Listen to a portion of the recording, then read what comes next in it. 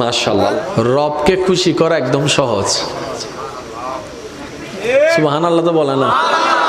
আমার আওয়াজ মনে হয় আপনারা শুনতে পাচ্ছেন না, শুনলে একটু বলেন না সুবহানাল্লাহ। রবকে খুশি করা একদম সহজ, কারণ আমাদের রব আমাদের জন্য দয়াকে উন্মুক্ত করেছেন, সাজাকে নয়। এবার আসেন হাদিস শরীফটা শুনলে আপনারা বুঝতে পারবেন।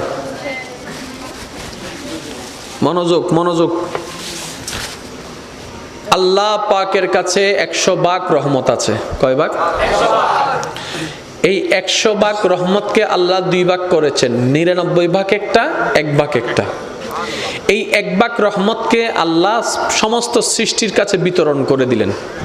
এই 1 ভাগ রহমতের কারণে মায়া সৃষ্টি, এই 1 ভাগ রহমতের কারণে আবেগ সৃষ্টি, এই 1 ভাগ রহমত থেকে মহাব্বত সৃষ্টি, এই 1 ভাগ রহমত থেকে ভালোবাসা